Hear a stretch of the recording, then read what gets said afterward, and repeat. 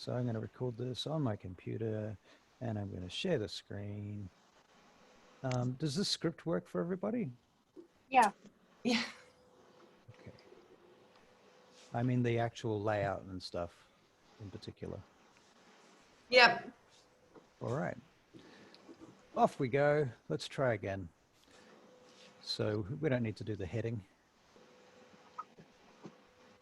When shall we three meet again? In thunder, lightning, or in rain? When the hurly-burly's done, when the battle's lost and won. That will be ere the set of sun. Where the place?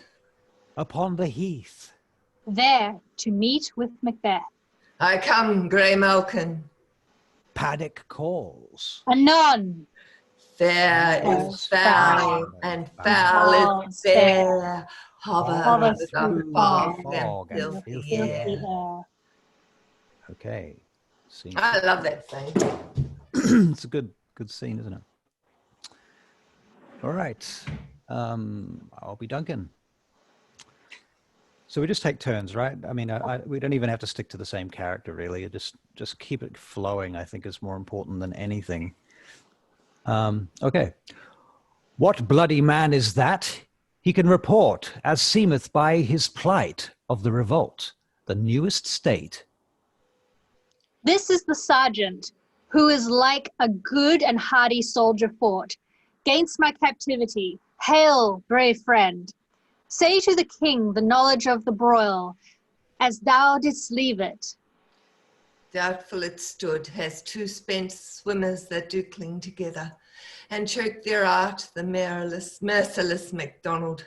Were there to be a rebel for to that, the multiplying villainies of nature to swarm upon him from the western isles, of cairns and scalo glasses is supplied, and fortune, on his damned course smiling, showed like a rebel's whore, but all's too weak. For brave Macbeth, while he deserveth the name, disdaining fortune with his brandished steel, which smote with bloody execution like valor's minion carved out his passage, till he faced the slave, which ne'er shook hands nor bade farewell to him, till he unseamed him from the nave to the chaps, and fixed his head upon our battlements.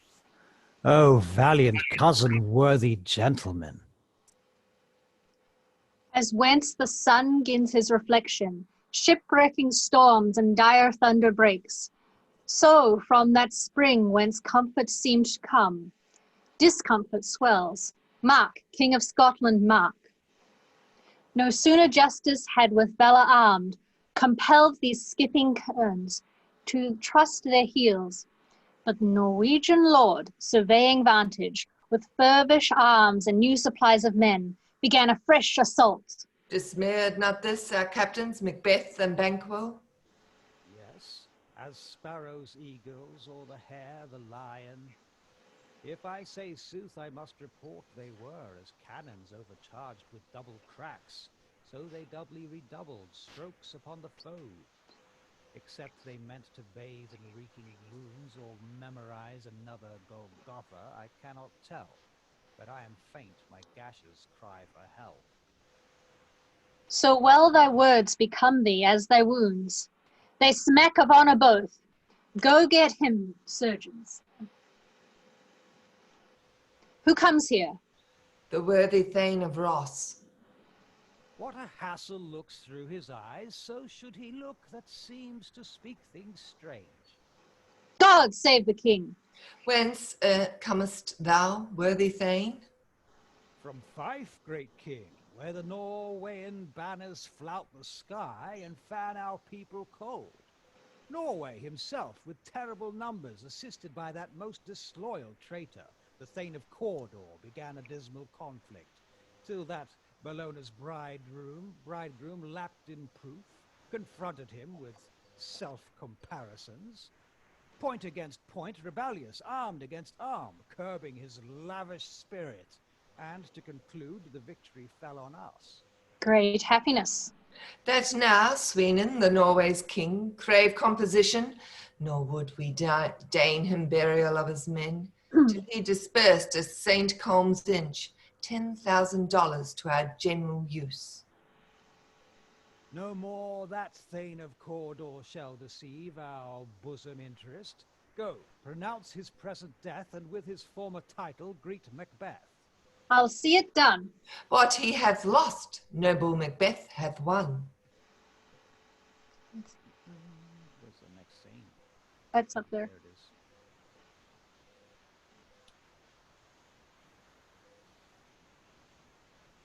Where hast thou been, sister?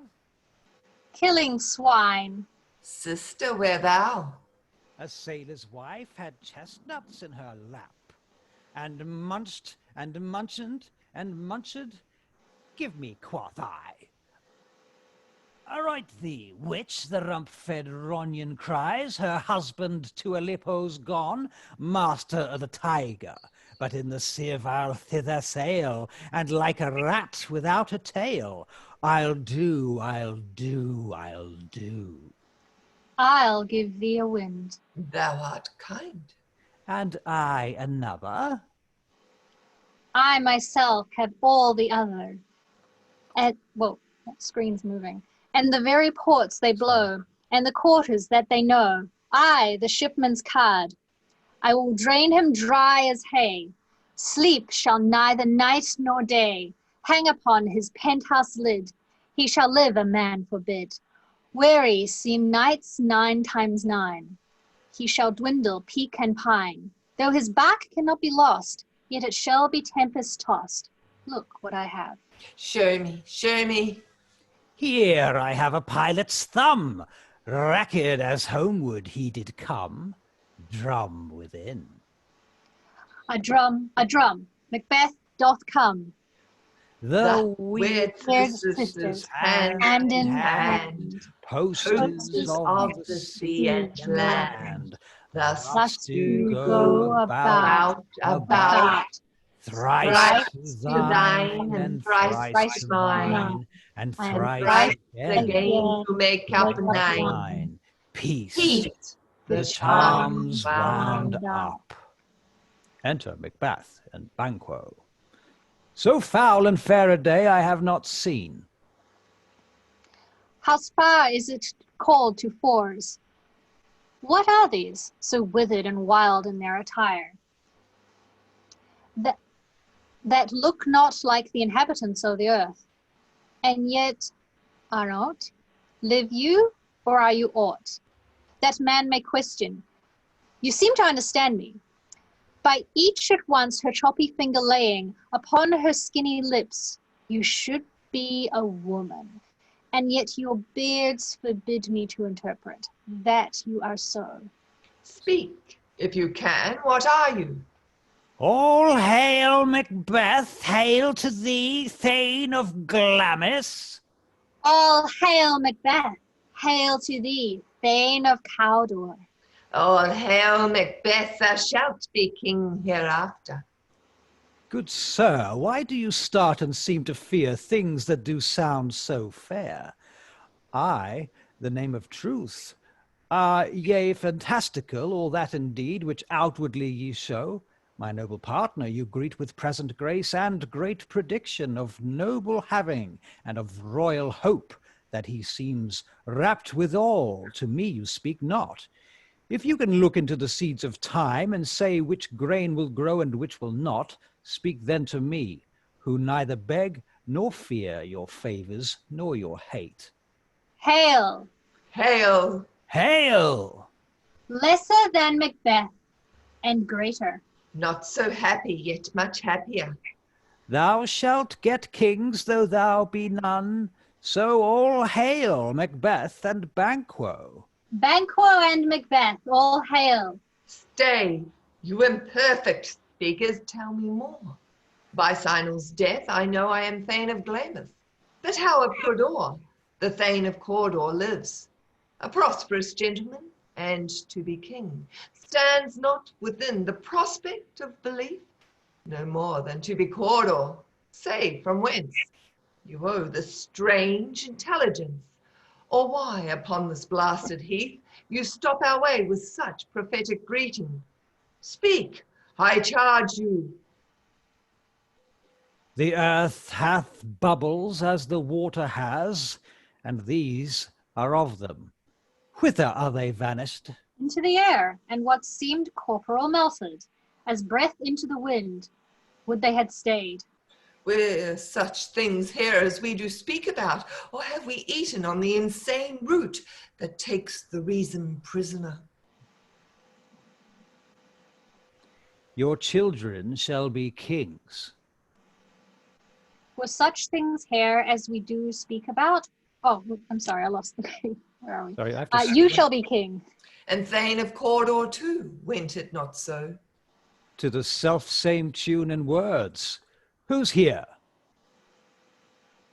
The king hath happily received, Macbeth, the news of thy success, and when he reads thy personal venture in the rebels' fight, his wonders and his praises do contend, which should be thine or his, silenced with that. In viewing o'er the rest, o'er thou self-same day, he finds thee in the stout no yea in ranks, nothing afeard of what thou'st didst make. Strange images of death, as thick as tale, came post with post, and everyone did bear thy praises in his kingdom's great defense, and poured them down before him. Are we sent to give thee from our royal master thanks, only to herald thee into his sight, not pay thee? And for an earnest of a greater honour, he bade me from him call thee Thane of Cawdor, in which addition, hail, most worthy Thane, for it is thine. What? Can the devil speak true? The Thane of Cawdor lives. Why do you dress me in borrowed robes? Who has the Thane lives yet, but under heavy judgment bears that life which he deserves to lose, whether he was combined with those of Norway, or did line the rebel with his hidden help and vantage, or that with both. He laboured in his country's wrack, I know not, but treason's capital, confessed and proved, have overthrown him. Glamis and Thane of Cawdor, the greatest is behind. Thanks for your pains. Do you hope your children shall be kings, when those that gave the Thane of Cawdor to me promised no less to them? Hang on. That trusted home. Might ye kindle you unto the crown. Besides, the Thane of Cawdor, but 'tis strange, and oftentimes to win us to our harm. The instruments of darkness tell us truths. Win us with honest trifles to betrays, in deepest consequence. Cousins, a word I pray you. Two truths are told, as happy prologues to the swelling act of the imperial theme. I thank you, gentlemen. This supernatural soliciting cannot be ill, cannot be good, if I'll, why hath it given me earnest of success? Commencing in a truth, I am Thane of Cawdor. If good, why do I yield to that suggestion whose horrid image doth unfix my hair and make my seated heart knock at my ribs against the use of nature? Present fears are less than horrible imaginings. My thought, whose murder yet is but fantastical, shakes so my single state of man, the function is smothered in surmise, and nothing is but what is not. Look, how our partner's wrapped. If chance will have me king, why, chance may crown me without my stir. New honours come upon him like our strange garments, cleave not to their mould, but with the aid of use. Come what come may, time and the hour runs through the roughest day. Worthy Macbeth, we stay upon your leisure. Give me your favour. My dull brain was wrought with things forgotten. Kind gentlemen, your pains are registered wherever every day I turn the leaf to read them. Let us toward the king think upon what hath chanced, and at more time, the interim having waited, it let us speak our free hearts each to each other. Very gladly. Till then, enough. Come, friends.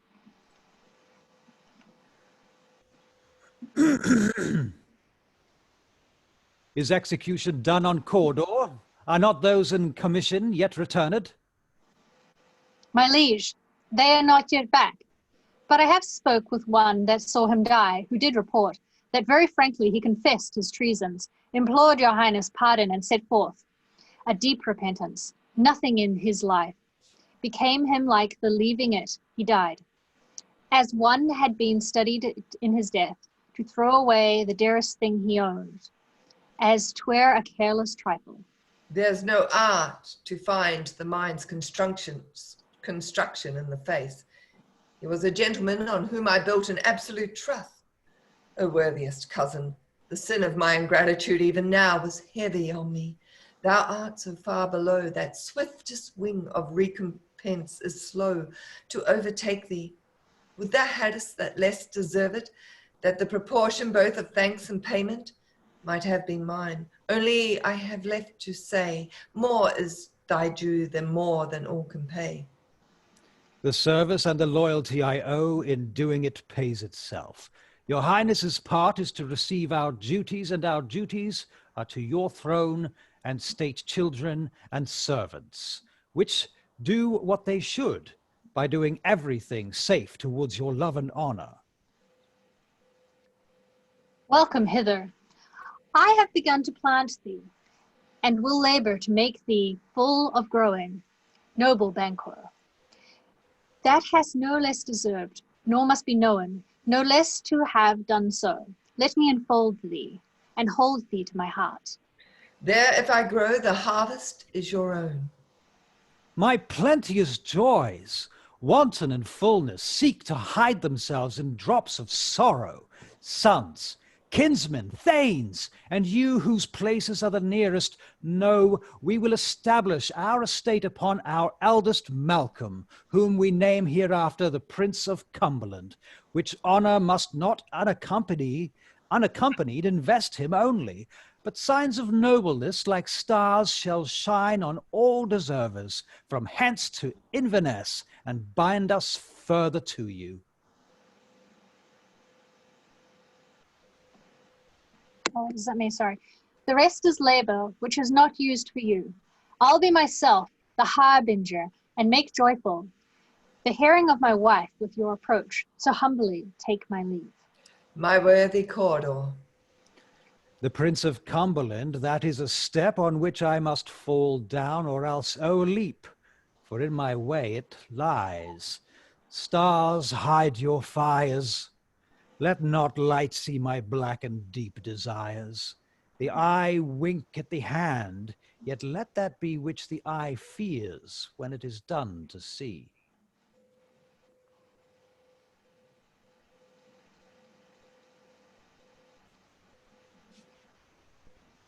Okay. That True, worthy Banquo, he is so valiant, and his commendations I am fed. It is a banquet to me. Let's after him, whose care is gone before to bid us welcome. It is a perilous kinsman. Lady Macbeth, whose turn is it?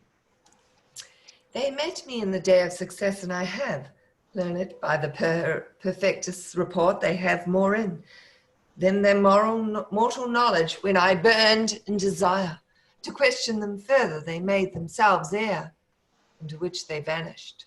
Whilst I stood wrapped in the wonder of it, come missives from the king, who hailed me Thane of Cawdor, by which title before these weird sisters saluted me and referred me to the coming on of time with Hail King that shall be. This have I thought good to deliver thee, my dearest partner of greatness, that thou mightest not lose the dues of rejoicing. By being ignorant of what greatness is promised thee, lay it to my heart, and farewell. Glamis thou art, and Cawdor thou shalt be, what thou art promised. Yet do I fear thy nature. It is too full of the milk of human kindness. to catch the nearest way. Thou wouldest be great, art not without ambition, but without the illness would attend it. What thou wouldest highly, thou wouldest thou holily, wouldest not play false, and yet wouldest wrongly win. Thou must have great gladness, that which cries. Thus thou must do if thou have it, and that which rather thou dost fear to do than wishest should be undone. Hie thee hither, that I may pour my spirits in thine ear, and chastise with the valour of my tongue all that impedes thee from the golden round, which fate and metaphysical aid doth seem to have thee crowned with thorn. What is your tidings? The king comes here tonight. Thou art mad to say it.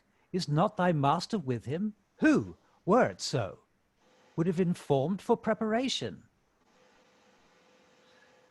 So please you, it is true.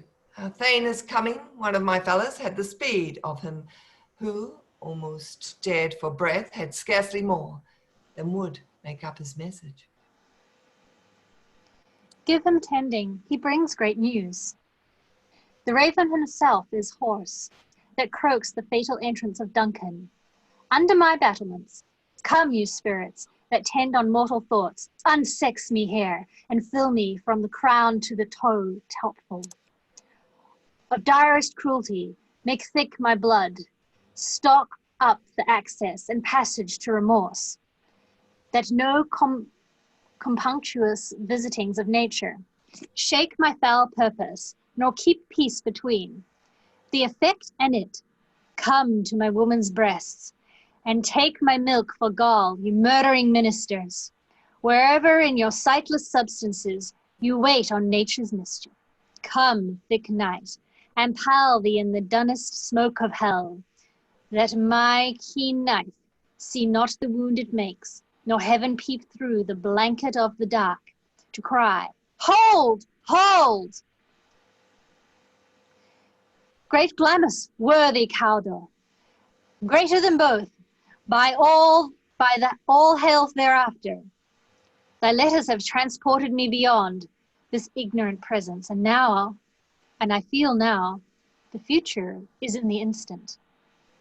My dearest love, Duncan comes here tonight. And when goes hence? Tomorrow, as he purposes. Oh, never shall sun that morrow see your face, my Thane, is as a book where men may read strange matters. To beguile the time, look like the time, bear welcome in your eye, your hand, your tongue, look like the innocent flower, but be the serpent under it. He that's coming must be provided for, and you shall put this night's great business into my dispatch, which shall to all our nights and days to come give solely sovereign sway and masterdom. We will speak further. Only look up clear. To alter favor ever is to fear. Leave all the rest to me. This castle hath a pleasant seat. The air nimbly and sweetly recommends itself unto our gentle senses. This guest of summer, the temple-haunting marlet does approve, by his loved masonry that the heaven's breath smells wooingly here. No jutty frieze, buttress, nor coign of vantage, but this bird hath made his pendant bed and procreant cradle. Where they must breed and haunt, I have observed. The air is delicate. See, our honored hostess. The love that follows us sometimes is our trouble, which still we thank as love. Herein I teach you how you shall bid God ill us for your pains, and thank us for your trouble. All our service and every point twice done and then done double were poor and single business to contend against those honours deep and broad wherewith your majesty loads our house, for those of old and the late dignitaries heaped up to them. We rest your hermits, Where's the Thane of Cawdor? We coursed him at the heels and had a purpose, to be his purveyor, but he rides well, and his great love, sharp as a spur, hath holpen to his home before us, fair and noble hostess. We are your guests tonight. Your servants ever. Have theirs themselves, and what is theirs in compt, to make their audit at your highest pleasure, still to return your own. Give me your hand. Conduct me to mine host. We love him highly, and shall continue our graces towards him. But your leave, hostess.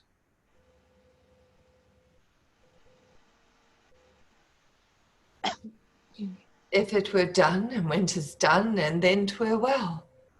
If it were done quickly, if the assassination could trammel up the consequence and catch, with his surcease success, but this blow might be the be-all and the end-all here. But here, upon this bank and shoal of time, we'd jump the life to come, but in these cases, we still have judgment here, that we but teach, bloody instructions which, being taught, return to plague the inventor. This even-handed justice commands the ingredients of our poisoned chalice to our lips. He's here in double trust. First, as I am his kinsman and his subject, strong both against the deed, then as his host, who should against his murderer shut the door, not bear the knife myself. Besides this Duncan, hath borne his faculties, so meek hath been, so clear in his great office that his virtues will plead like angels trumpet-tongued against the deep damnations of his taking off, and pity like a naked newborn babe, striding the blast of heaven's cherubim, forced upon the sightless couriers of the air, shall blow the horrid deed in every eye.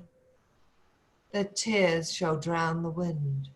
I have no spur to prick the sides of my intent, but only vaulting ambition which o'erleaps itself, and falls on the other. How now, what news? He has almost supped. Why have you left the chamber? Hath he asked for me? Know you not he has? We will proceed no further in this business.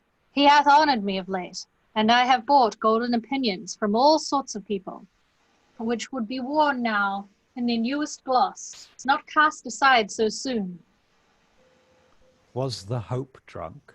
Oh, it's Lady Macbeth. What's that? Lady Yeah. Macbeth, yeah. Was the hope drunk wherein you dressed yourself? Hath it slept since, and wakes it now to look so green and pale? At what it did so freely? From this time such I account thy love. Art thou afeard to be the same in thine own act and valour as thou art in desire? Wouldst thou have that which thou esteem'st the ornament of life, and live a coward in thine own esteem? Letting I dare not wait upon I would, like the poor cat, I the adage. Prith, peace. I dare do all that may become a man, who dares do more is none. What beast? Oh, sorry. Sorry. You go. What beast was it then that made you break this enterprise to me? When you durst do it, then you were a man. And to be more than what you were, you would, but to be so much more than the man.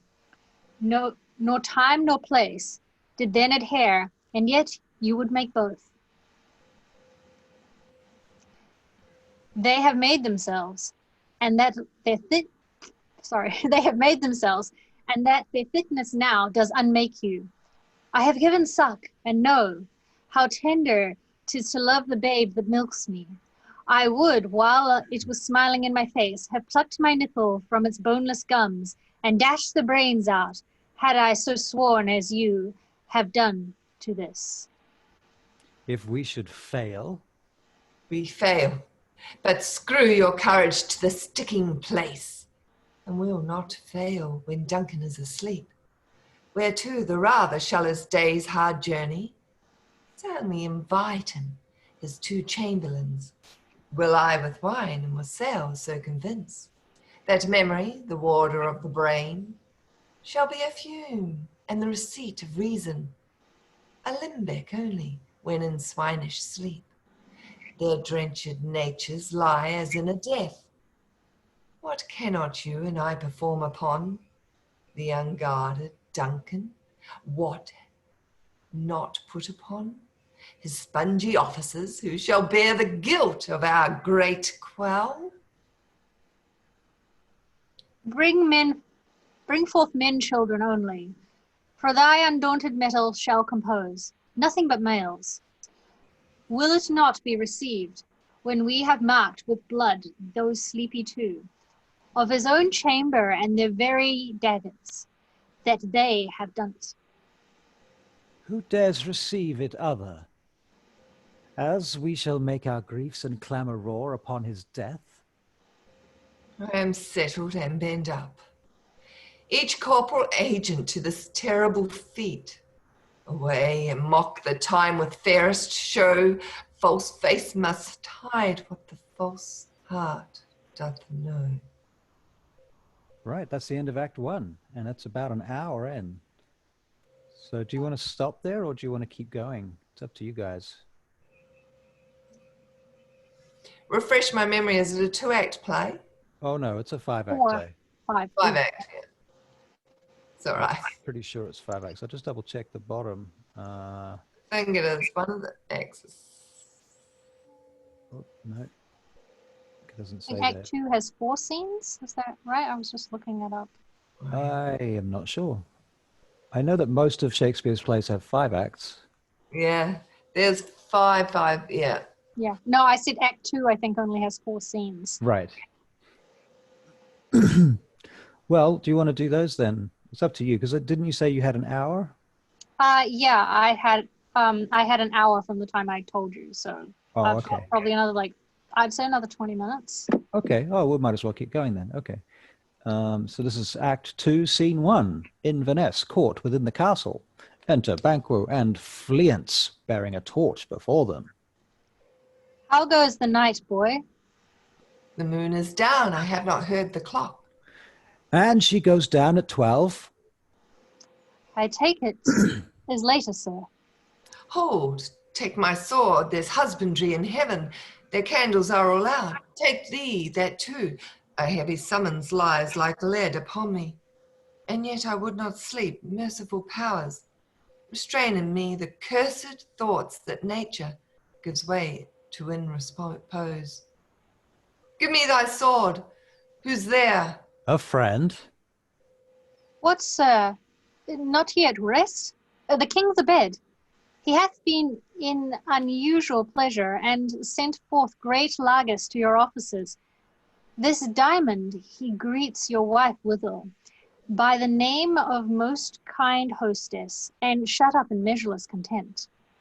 Being unprepared, our will became the servants to defect, which else should free have wrought. All's well. I dreamt last night of the 3 weird sisters. To you they have showed some truth. I think not of them. Yet, when we can entreat an hour to serve, we would spend it in some words upon that business, if you would grant the time. At your kindest leisure.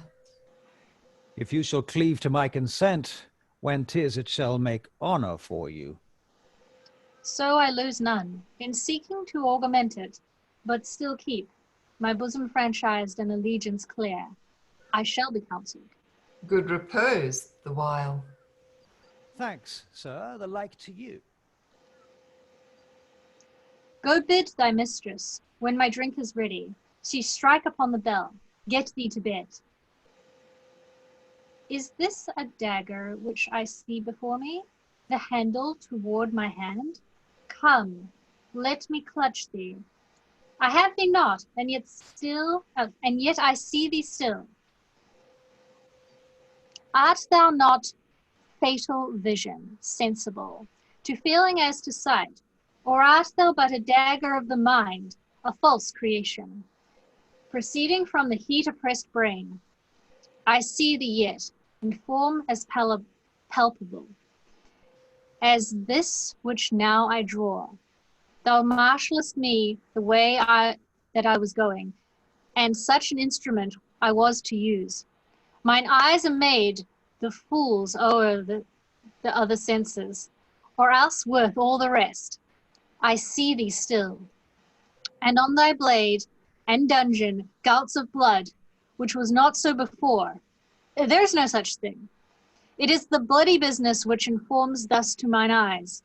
Now o'er the one half-world, nature seems dead, and wicked dreams abuse. The curtains sleep, witchcraft celebrates. Pale he-cat's offerings, and withered murder. Alarm-rud by his sentinel, the wolf, whose howl his watch, thus with his steely pace, with Tarquin's ravishing stride towards his design moves like a ghost. Thou sure and firm-set earth, hear not my steps, which way they walk, for fear. Thy very stones prate of my whereabout, and take the present horror from the time, which now suits with it. Whiles I threat, he lives. Words to the heat of deeds too cold breath gives. I go, and it is done. The bell invites me. Hear it not, Duncan, for it is a knell that summons thee to heaven or to hell.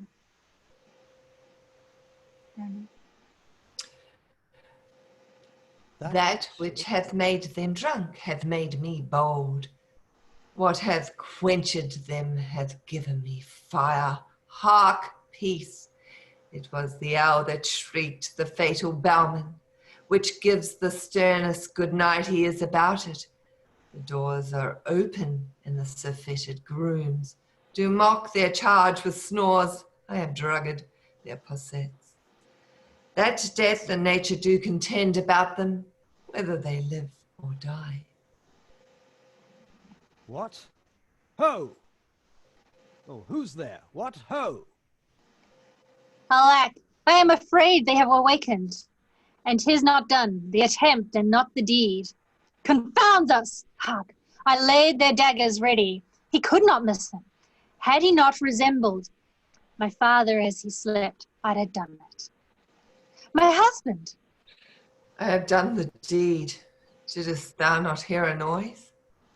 I heard the owl scream and the crickets cry. Did you not speak? When? Now. As I descended? I. Hark! Who lies in the second chamber?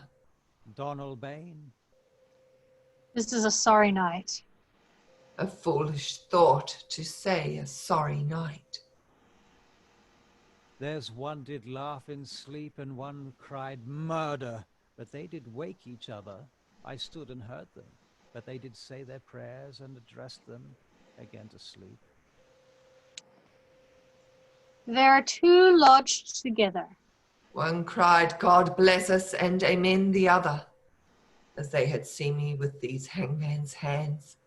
Listening their fear, I could not say amen, when they did say, God bless us. Consider it not so deeply. But wherefore could I not pronounce amen? I had most need of blessing, and amen stuck in my throat.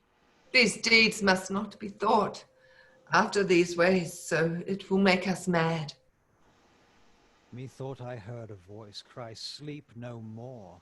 Macbeth does murder sleep, the innocent sleep, sleep that knits up the ravelled sleep of care, the death of each day's life, sore labour's bath, balm of hurt minds, great nature's second course, chief nourisher in life's feast. What do you mean? Still it cried, sleep no more to all the house. Glamis hath murdered sleep, and therefore Cawdor shall sleep no more. Macbeth shall sleep no more. Who was it that thus cried? Why, worthy Thane, you do unbend your noble strength to think so brain-sickly of things. Go, get some water, and wash this filthy witness from your hand. Why do you bring these daggers from the place? They must lie there. Go, carry them, and smear the sleepy grooms with blood. I'll go no more. I am afraid to think of what I have done. Look on it again I dare not. Infirm of purpose, how's it with me? Oh, give me the daggers, the sleeping and the dead. Ah, but as pictures, 'tis the eye of childhood. That there's a painted devil if he do bleed. I'll gild the faces of the grooms withal, for it must seem their guilt. Whence is that knocking? How is't with me, when every noise appalls me? What hands are here? Ha! They pluck out my eyes. Will all great Neptune's ocean wash this blood clean from my hand? No, this my hand will rather the multitudinous seas in Cardinine make the green one red. My hands are of your color, but I shame to wear a heart so white.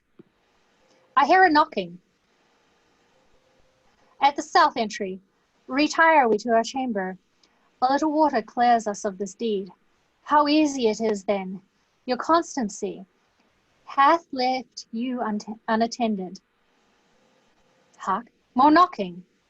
Get on your nightgown, lest occasion call us, and show us to be watchers. Be ye not lost, so poorly in your thoughts. To know my deed, 'twere best not know myself. Wake Duncan with thy knocking. I would thou couldest. I would thou couldest.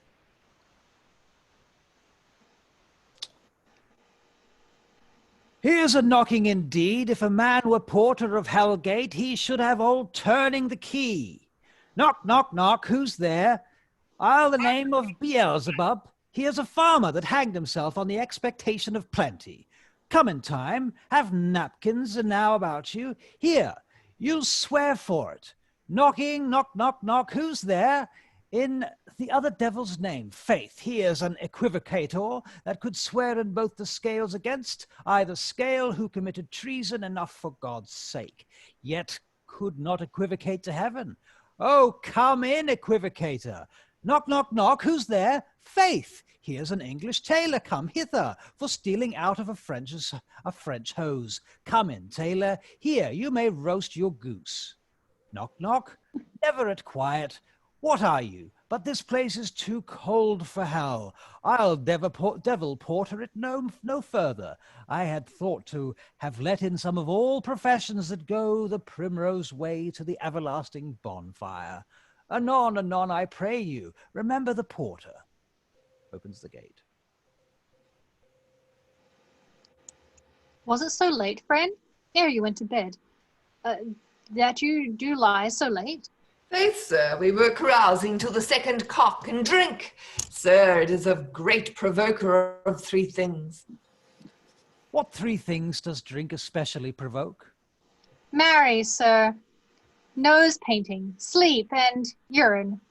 Literary, sir, it provokes and unprovokes. It provokes the desire, but it takes away the performance.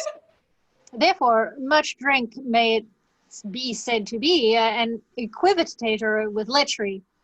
It makes him, and it mars him, and it sets him on, and it takes him off, and it persuades him, and disheartens him, makes him stand to and not stand to. In conclusion, equivocates him asleep, and giving him the lie, leaves him.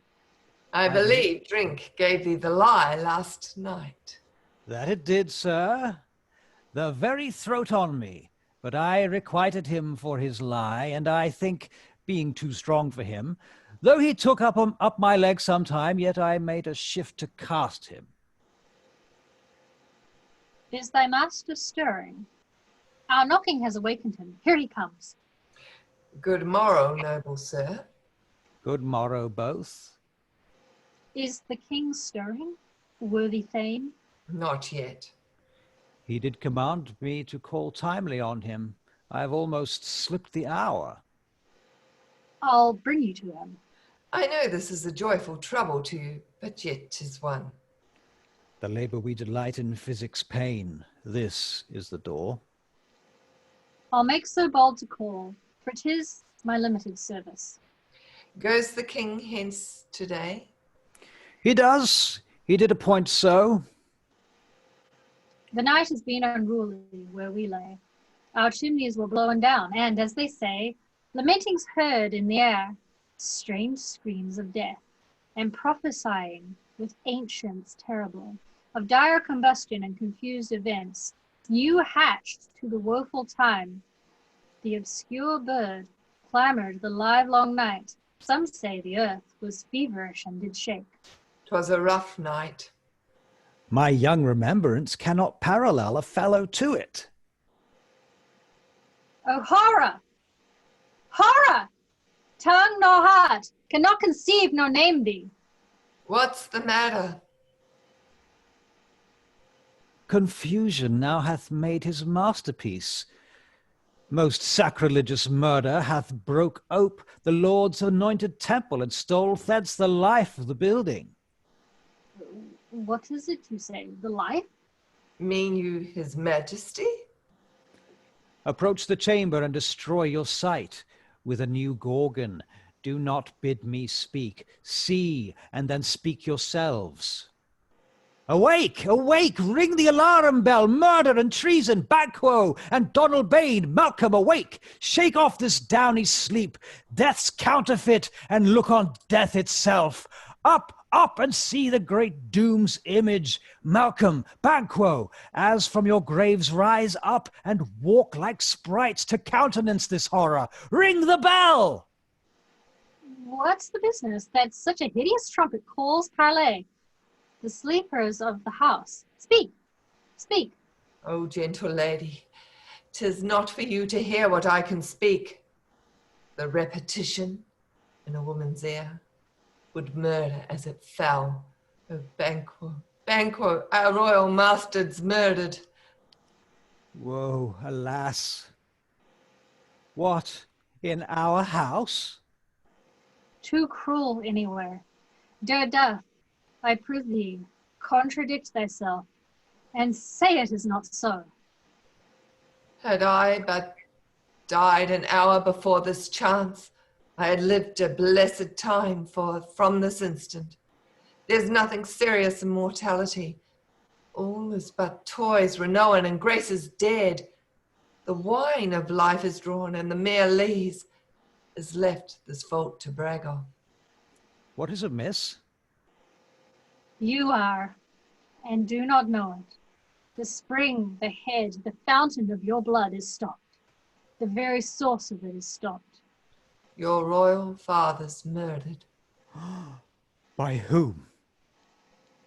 Those of his chamber, as it seemed, had done it. Their hands and faces were embadged with blood. So were their daggers, which unwiped we found upon their pillows. They stared and were distracted. No man's life was to be trusted with them. Oh, yet I do repent me of my fury that I did kill them. Wherefore did you so? Who can be wise, amazed, temperate and furious, loyal and neutral in a moment? No man. The expedition, my violent love, outrun the pause of reason. Here lay Duncan, his silver skin laced with his golden beard, and his gashed stabs looked like a breach in nature. For ruins wasteful entrance, there the murderers, steeped in the colors of their trade, their daggers, unmannerly breached with gore, who could refrain, that had a heart to love, and in that heart courage to make loves known. Help me hence, Pogue. To the lady. Why do we hold our tongues, that most may claim this argument for ours? What should be spoken here? Where our fate, hid in an auger hole, may rush and seize us? Let's away. Our tears are not yet brewed. Nor our strong sorrow upon the foot of motion. Look to the lady. And when we have our naked frailties hid, that suffer in exposure, let us meet, and question this most bloody piece of work, to know it further. Fears and scruples shake us. In the great hand of God I stand, and thence against the undivulged pretense I fight of treasonous malice. And so do I. So all. All. Let's briefly put on manly readiness and meet I the whole together. Well contented. What will you do? Let's not consort with them. To show an unfelt sorrow is an office, which the false man does easy. I'll to England. To Ireland I, our separated fortune shall keep us both the safer where we are. There's daggers in men's smiles, the ne'er in blood, the ne'er bloodier. This murderous shaft that's shot hath not yet lighted, and our safest way is to avoid the aim. Therefore, to horse, and let us not be daintily of leave-taking, but shift away. There's warrant in that theft which steals itself, when there's no mercy left.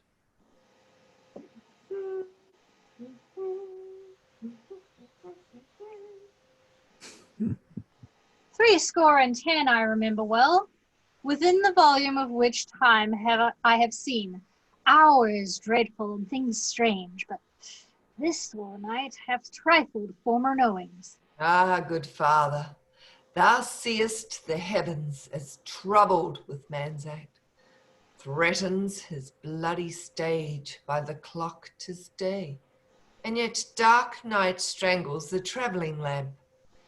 Is't night's predominance or day's shame that darkness does the face of earth entomb, when living light should kiss it? 'Tis unnatural, even like the deeds that's done on Tuesday last. A falcon towering in her pride of place was by a mousing owl hawked at and killed. And Duncan's horses, a thing most strange and uncertain, beauteous and swift, the minions of their race, turned wild in nature, broke their stalls, flung out, contending against obedience, as they would make war with mankind. 'Tis said They ate each other. they did so, to the amazement of mine eyes that looked upon it. Here comes the good Macduff. How goes the world, sir, now? Why, see you it not? See you not? Isn't known who did this more than bloody deed? Those that Mcbeth has slain. Alas, the day! What good could they pretend? They were suborned. Malcolm and Dunelbane, the king's two sons, are stolen away and fled, which puts upon them suspicion of the deed. 'Gainst nature still, thriftless ambition that wilt raven up thine own life's means. Then 'tis most like the sovereignty will fall upon Macbeth. He is already named, and gone to Scone to be invested. Where is Duncan's body? Carried to Colmcille, the sacred storehouse of his predecessors and guardian of their bones.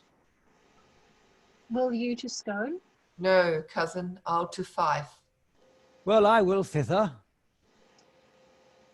Well, may you see things well done there. Adieu. Lest our old robe sit easier than our new. Farewell, father. God's benison go with you and with those that would make good or bad and friends of foes. Yeah, There we go. That's Act 2. yeah, I have to run away. Is that a good time? Okay, cool. Well, Yeah, thank you good guys. time. Should we finish it up there? Yeah. That's a great place. Thank you for coming along and doing Thank the thing. I you. don't know what happened to my video, but anyway. Cool. I had a lot I of thought fun. you were just hiding. Yeah, no, I don't know. My videos, for some reason, I don't know. Oh, that was fun. I haven't read Oh, Shakespeare in here like we 10 years. Right. Cool bananas. Well, you have a good one. I'm going to get the video and upload it to YouTube, and I'll send you guys some links. Okay? Cool. Thank you. So, Thanks, Russell. thank you. You have a great one. Thank you. See you in a chance. See Okay. ya. Nice meeting you. Yeah, too. good luck. Talk Let's soon. do this Bye. again sometime. Bye-bye. Thanks. Bye.